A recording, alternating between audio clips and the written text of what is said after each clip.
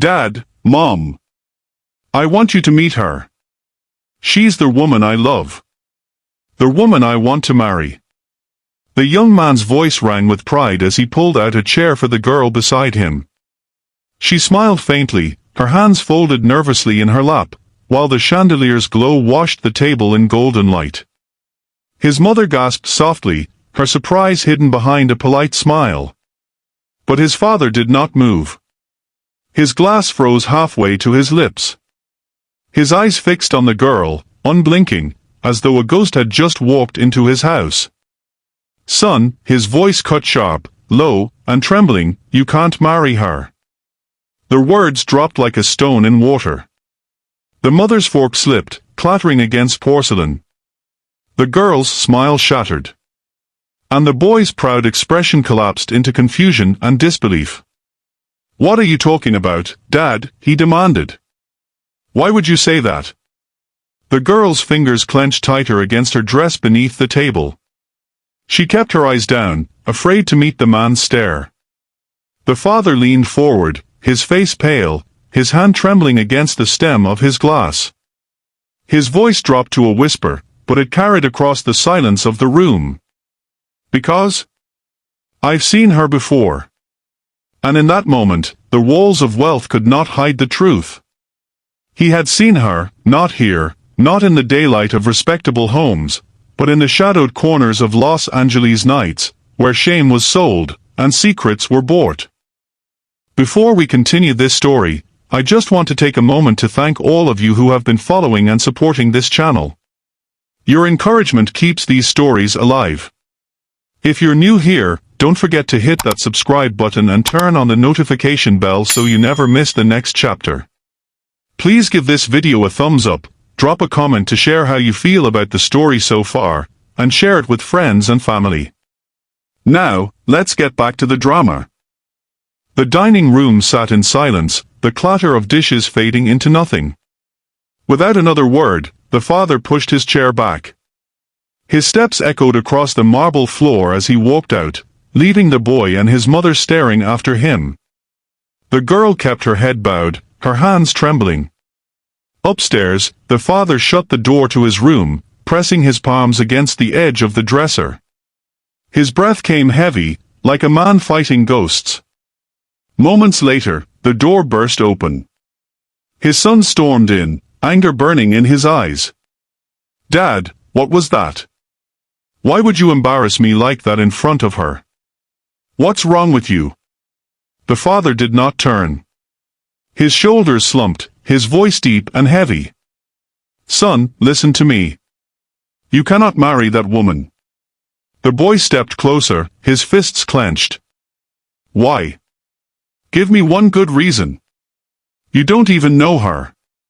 The father spun around, his face pale, his eyes trembling with something the son could not yet understand. "I know her," he whispered. "I know her too well. More than you can imagine." The son shook his head, disbelief written across his face. "You're making no sense. What are you trying to say?"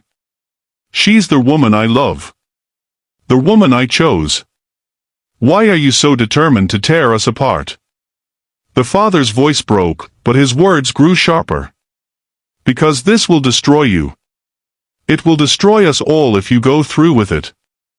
The room thickened with silence again, father and son staring at each other, love clashing with truth, and truth straining against the weight of a secret not yet spoken. The father sat heavily on the edge of his bed, his hands buried in his face. His son stood over him, anger burning in his eyes. "Dad, talk to me," the boy pressed. "Why can't I marry her? You haven't given me one good reason." The father's shoulders stiffened.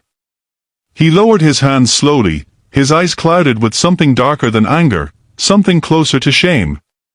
"Because," he said quietly, "there are things about her you don't know. Things I can't explain. You can't marry her. That's final." The boy stepped closer, his voice rising. "Final? That's all you've got? You just throw words at me and expect me to walk away from the woman I love." the father's jaw tightened.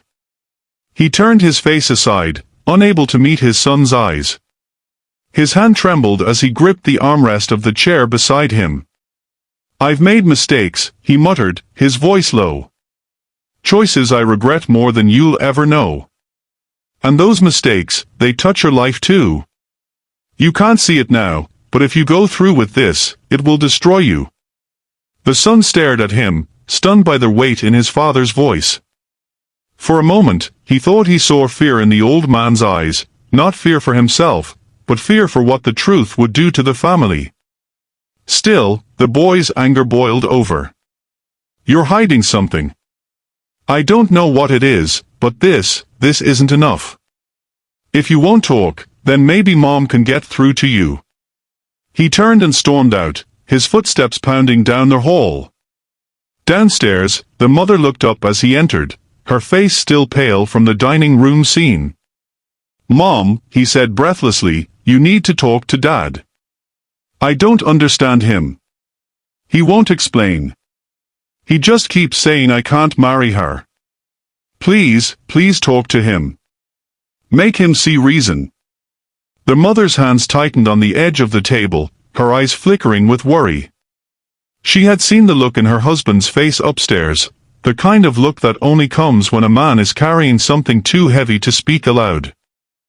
And in that moment, she realized, whatever secret bound them together, it was deeper than love, deeper than pride. It was a wound that had come back to life. The room was quiet when she entered. Her husband sat alone by the window, the city lights of California stretching out beyond the glass. He didn't turn when the door clicked shut. She stood for a moment, studying the man she had lived with for decades. His broad shoulders now seemed smaller, weighed down by something she could not see. "Why?" she whispered. "Why did you say that to our son?" The father rubbed his temples, his silence stretching the air thin. "You humiliated him in front of her. In front of me. And you gave no reason," she pressed, her voice tightening. "What is it you're not saying?" His breath trembled as he leaned back in his chair. "Because," he stopped, the word choking him.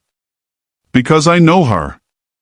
The mother's brow furrowed, her voice soft but sharp. "Know her? How?" The father's hand gripped the armrest so hard his knuckles turned white. His eyes avoided hers, locked instead on the floor. "Don't ask me that," he muttered. "Don't. All I can tell you is he must not marry her. Nothing good can come from it." The mother stepped closer, her voice firm now. "You can't expect him to walk away without the truth. He loves her. And unless you speak, he will never forgive you for standing in his way." His chest rose and fell, heavy with conflict. For a brief moment, his lips parted as if the secret would finally escape. But then, shame pulled him back into silence. "All he needs to know," he said slowly, "is that I forbid it. He must obey me in this." The mother's eyes darkened, her heart heavy with dread. She could see the fear in her husband's face, the guilt hiding behind his silence. Something ugly was buried in his past, something tied to the girl now sitting at their table downstairs. And she knew it was only a matter of time before the truth tore its way out. The boy's footsteps echoed down the hallway, his chest rose and fell with anger, his hands still trembling from the confrontation.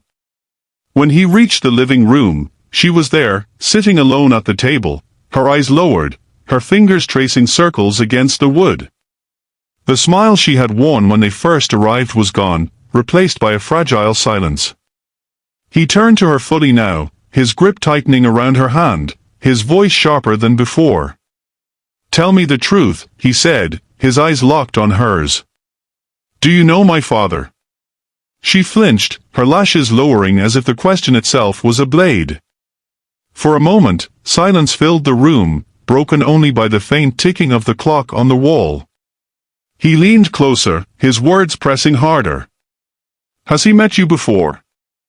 Did something happen between you two in the past?" Her breath caught. She pulled her hand from his grasp, clutching it to her chest as though guarding her heart. I don't know what he's talking about, she whispered, her voice shaking. But he wasn't convinced. His voice rose, desperation mixing with anger. Don't lie to me. I've known you long enough to hear when you're holding something back. My father looks at you like he's seen a ghost. And you can't even look him in the eye. What is going on? Her eyes filled with tears, her lips parting as if to answer. But shame weighed heavy on her tongue. She turned away, covering her face with her hands. I can't, she sobbed. Please don't make me say it. The boy stood there, his heart pounding, torn between love and the gnawing suspicion that the woman before him carried a past darker than he imagined. And in her silence, he found his answer, not in words, but in the fear etched across her face. The door creaked, and footsteps filled the hall. The father's shadow stretched across the living room floor before he appeared, his face drawn and heavy. His eyes moved from his son's trembling figure to the girl, her hands still covering her face. Enough, he said quietly. His voice carried the weight of a man who had run out of places to hide. The boy spun around, his face flushed. No, Dad, it's not enough. She won't answer me, and you won't either. What are you two hiding from me? The father's gaze lingered on the girl. Her shoulders quivered under his stare, her tears silent but relentless. He looked away quickly, ashamed to hold her eyes for long. I told you already, he said, his voice rough. You cannot marry her. And the reason, he hesitated, his throat tightening. The reason is because she and I crossed paths before. Long before you ever knew her. The boy's mouth fell open. What do you mean, crossed paths? How? Where? The father's hand trembled as he reached for the back of a chair, gripping it for balance. He drew a long, shaky breath. It wasn't a meeting I'm proud of, he said, his voice breaking. It was a time in my life I've tried to bury. A time of weakness and mistakes. She was part of that past. The boy stepped back, shaking his head violently. No. No, that doesn't make sense. You're lying. You're trying to scare me away from her. But his father's silence was louder than any denial. His eyes, filled with shame, told the truth his lips would not. The boy's voice cracked as he shouted. Then say it. Say what you're hiding from me. Because until you do, I won't believe a word of this. The father's chest heaved, his hand rising to cover his face. For the first time in years, the boy saw not a billionaire, not a man of power, but a man cornered by his own sins. And though the full truth still hung unspoken, the damage had already begun. The room was still, the silence so heavy it seemed to press against the walls. The son's demand hung in the air like a blade, cutting into the father's chest. His breath trembled, his hand dragging slowly down his face. He looked at his son, the boy he had raised in wealth, in privilege, in the illusion of spotless legacy. And then his eyes fell on the girl, trembling, her tears refusing to stop. He knew there was no more running. You want the truth, he whispered, his voice cracking. Then hear it. The boy's chest rose and fell sharply, his fists clenched. The father turned toward him, his face etched with regret. I knew her before you ever brought her into this house. Not as a friend. Not as a business partner. She was, his voice faltered, shame burning in his throat. She was a woman I paid. A woman I found in the streets when I was younger and weaker than the man I pretended to be. The son froze, their words striking him like a physical blow. The father's voice broke as he continued. She was a prostitute. And I was one of her clients. The boy staggered back, his face pale, his breath sharp and uneven. His eyes shot to the girl, her head bowed low, her tears answering the truth he wished were a lie. No, he whispered. No, this can't be real. But the silence between them confirmed everything. The chandelier's light felt colder now, illuminating not a family, but the wreckage of trust. The father lowered his head, his voice heavy with finality. "This is why you can't marry her. Not because she isn't worthy of love, but because her past is tangled with mine. And if you go through with it, our family will never survive it." The son stood frozen, his world shattered. Between the woman he loved and the father he trusted, he saw only betrayal, shame, and heartbreak. And in that moment, the house of a billionaire was no longer filled with wealth, but with ruins. Is he still going to marry her? Will they run away together? What will become of her now that the truth is out? And will the father's secret destroy them all, or somehow bind them closer? The answers lie in the next episode of this story. So, don't forget to subscribe to this channel, turn on the notification bell, and like this video so you never miss what happens next. And tell us in the comments, would you still want to see the son marry her, or should he walk away forever? Comment next if you'd love us to continue with the next episode. Stay tuned, the story isn't over yet.